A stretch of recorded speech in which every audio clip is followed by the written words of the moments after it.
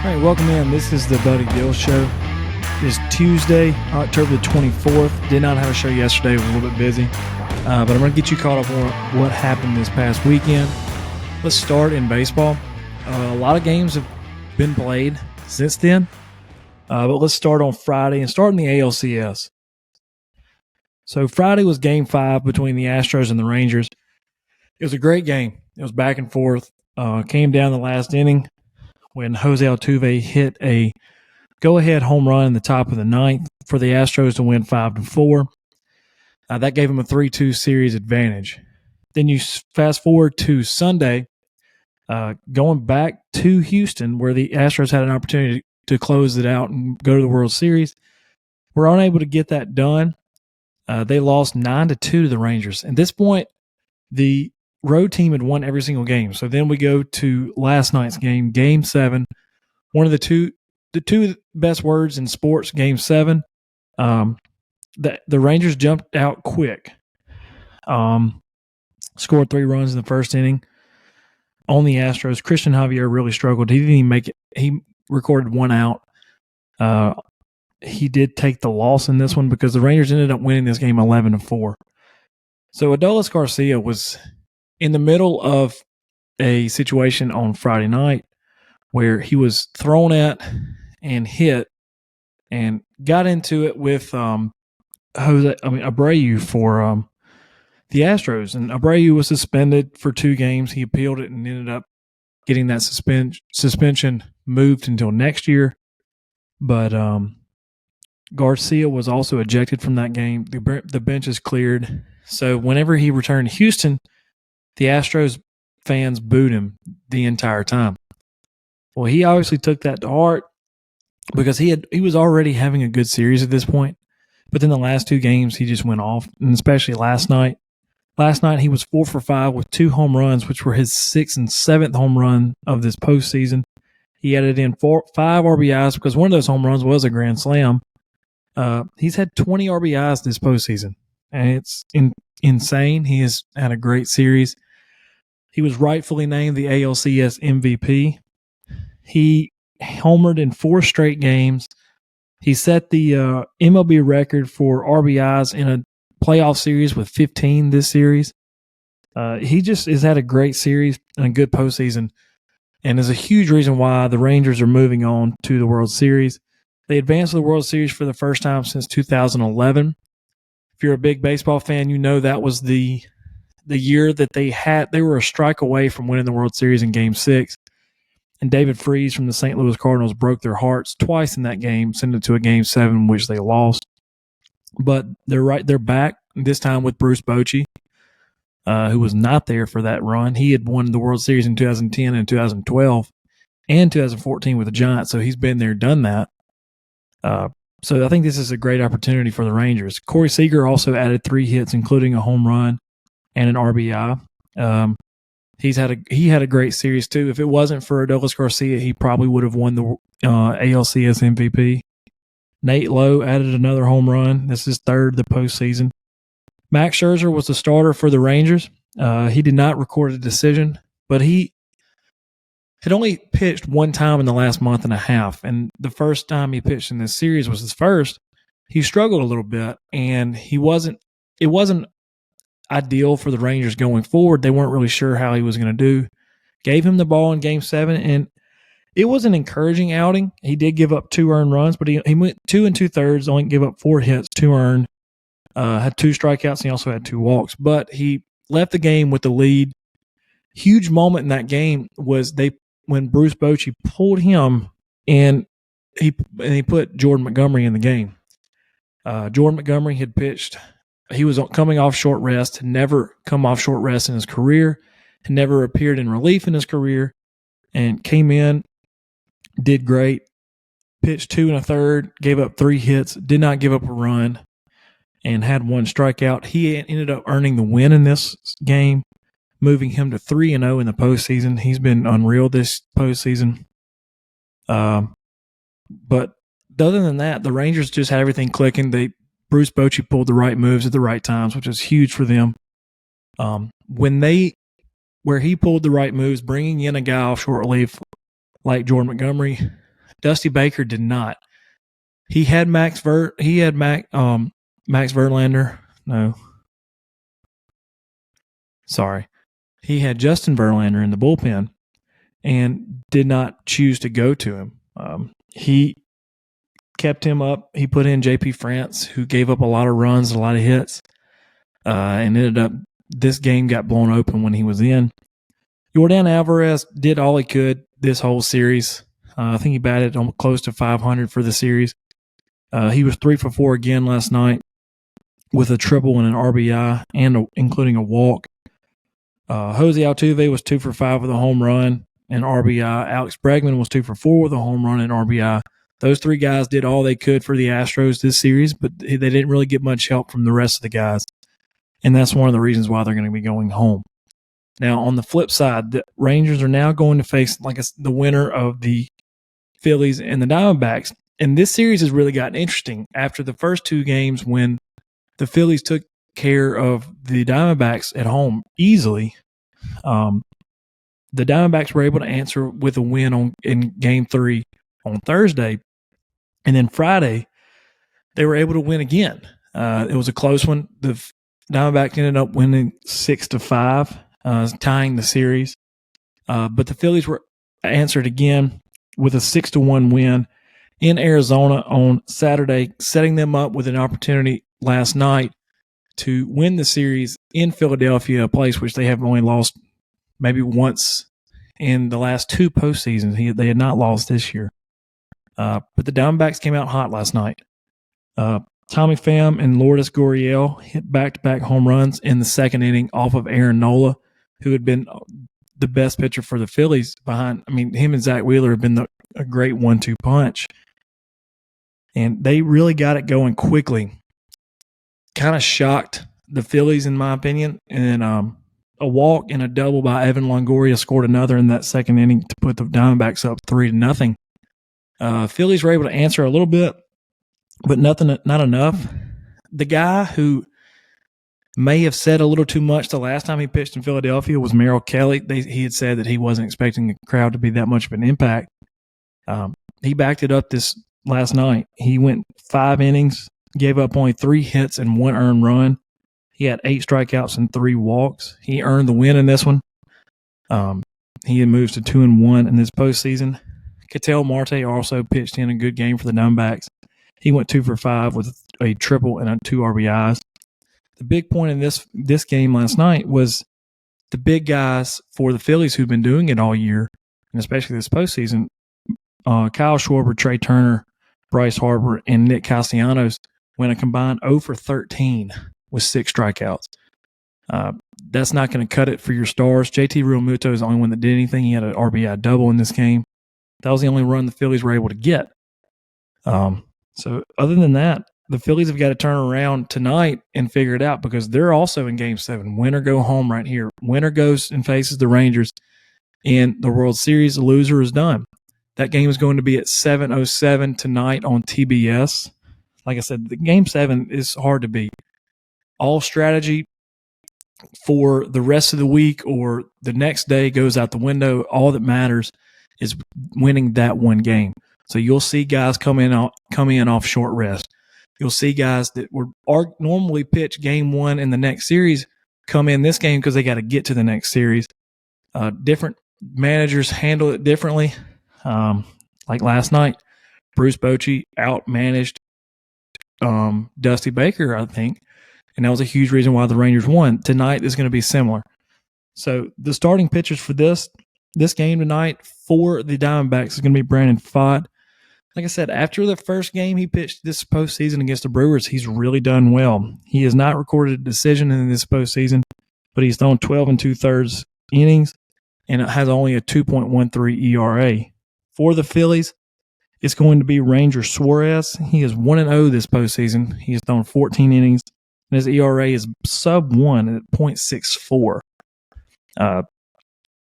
The Phillies crowd is going to be rocking. It's going to be a lot of fun to watch. And this is just a lot of pressure on both teams. You got to win this one or you're done. So I expect a great game to conclude a great series, what it has been.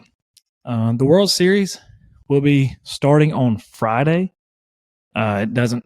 Whoever wins this game tonight between the Phillies and the Diamondbacks will take on the Rangers in Dallas, or in Arlington, actually.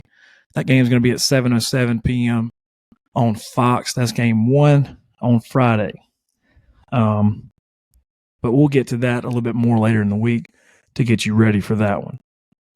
Let's run through what happened this weekend in the NFL. It's been an interesting week in the NFL.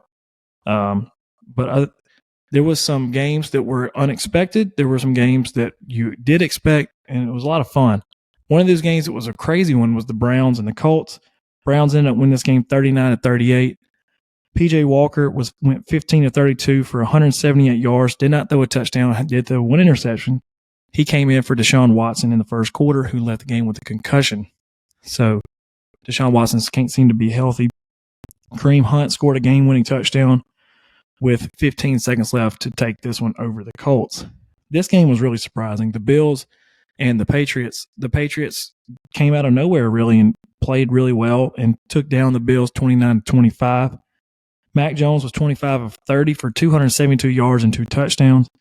He threw his touchdown pass, one of the touchdown passes to Mike Gesicki with a game winner with 12 seconds left. That is Bill Belichick's 300th career win and his third all-time in the NFL history.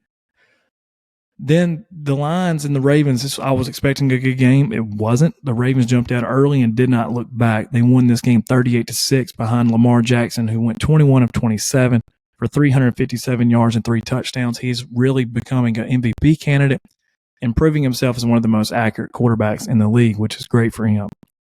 Battle for the NFC South. The Falcons were able to come out on top 16-13. Younghoe Koo hit a game-winning field goal to lift the Falcons into first place.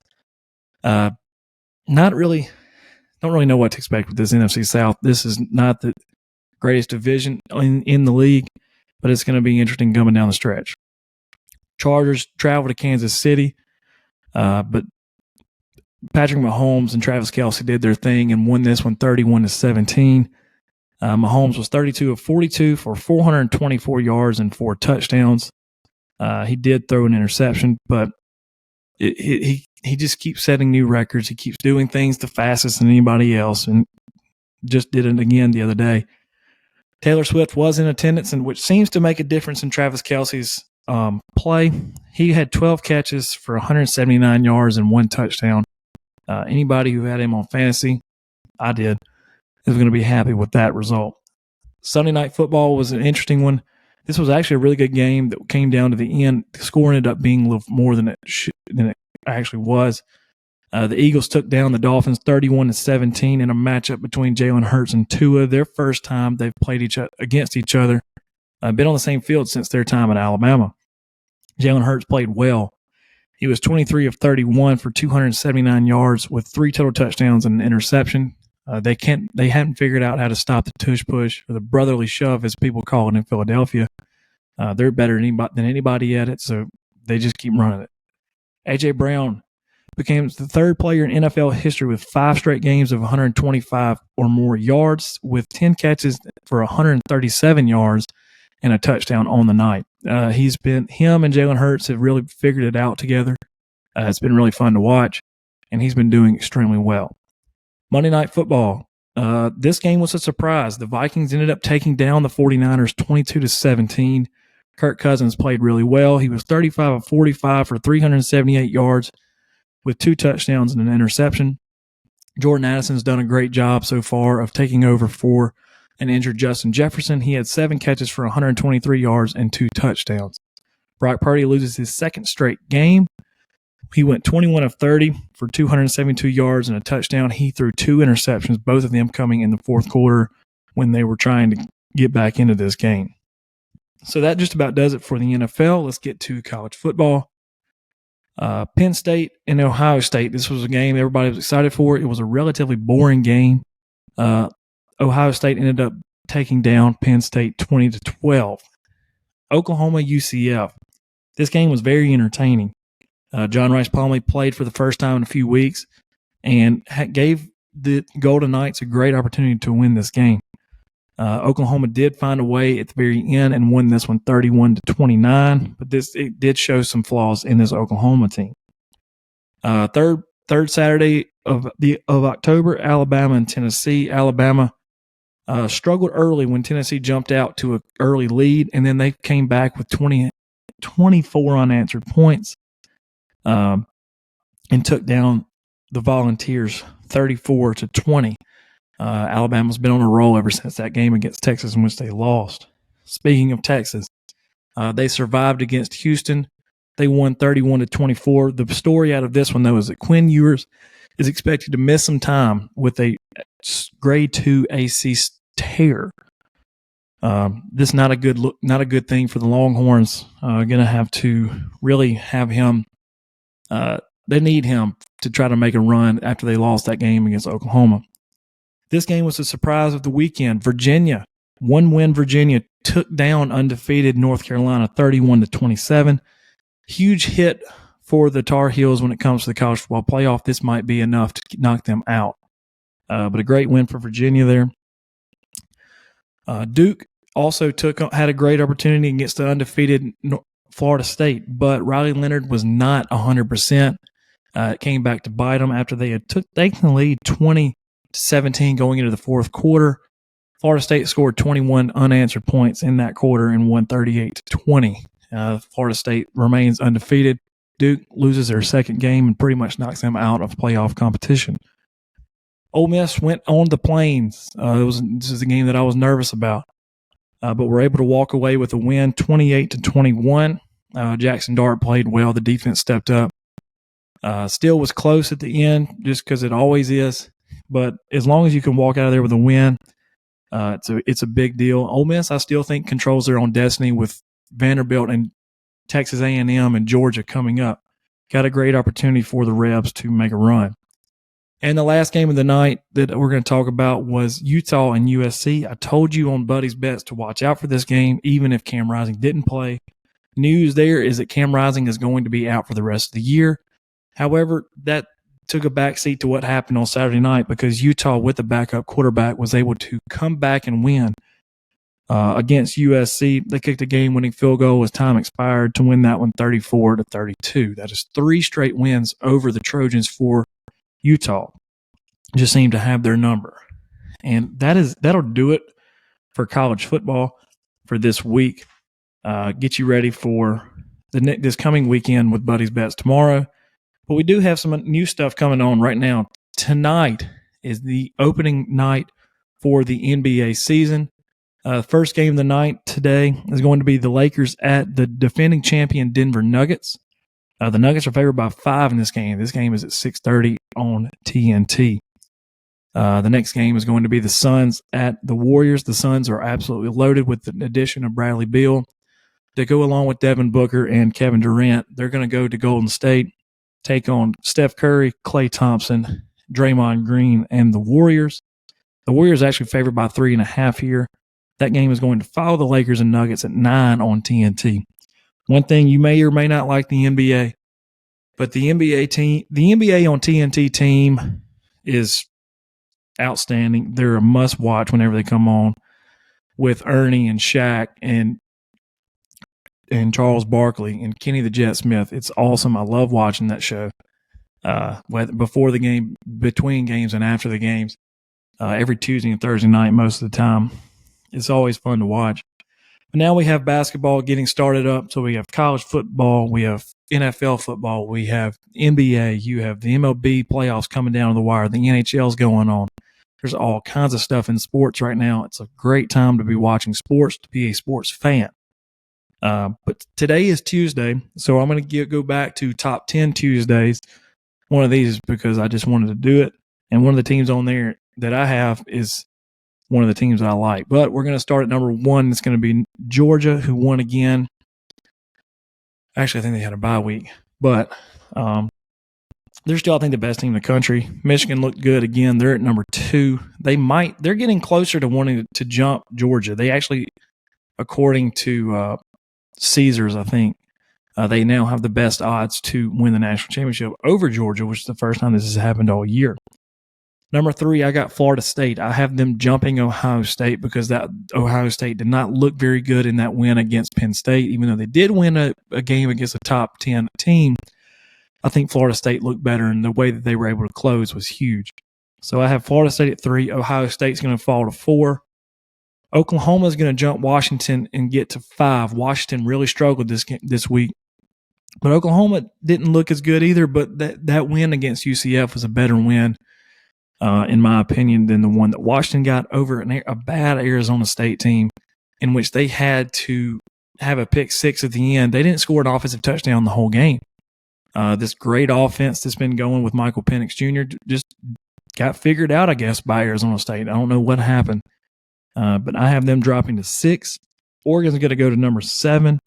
I have Alabama jumping all the way to number 8. I think that they're just getting on a roll right now. It's a good win against Tennessee.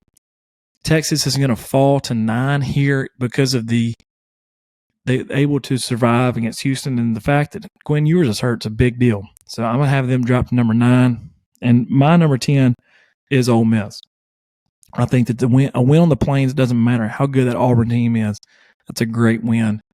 And the fact that they can control their own destiny coming on up, I think that that's a big deal. And so I have them number 10. I have them jumping Penn State and Oregon State. So other than that, that's my top 10 right there. Like I said, Georgia, Michigan, Florida State, Ohio State, Oklahoma, Washington, Oregon, Alabama, Texas, and Ole Miss. In the NFL, the Eagles retake the number 1 spot with the dominant win over the Dolphins. The Chiefs are right there behind them at number 2. They just keep looking better and better every week. The Ravens look great this week against the Lions. I have them jumping all the way to number 3. I think they look really good with Lamar Jackson playing well.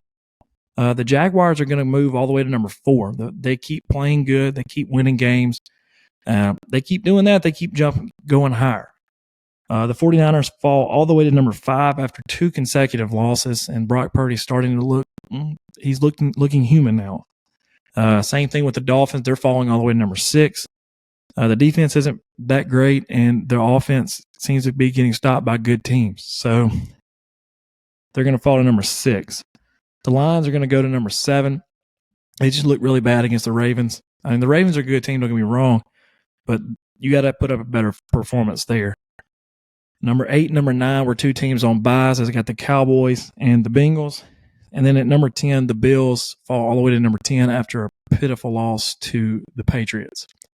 You can't lose games like that. So my top 10 in the NFL is the Eagles, the Chiefs, the Ravens, Jaguars, 49ers, Dolphins, Lions, Cowboys, Bengals, and Bills. So tell me if you agree with my top 10. Tell me if you don't agree with it, where I got it right, where I got it wrong. There's all kind of sports on tonight. You got basketball, you got baseball. There's something that's going to be on all day for the next coming weeks and months. There's all kind of stuff on TV to watch. Highly recommend you watching it. Don't miss Game 7 tonight. Game 7s are awesome, and this is going to be a lot of fun. But other than that, that's just going to about do it for us today at the Buddy Dill Show. And we will be back with you tomorrow to recap what happens tonight and get you ready for the rest of the week. So thank you all for joining in, and we will see you tomorrow.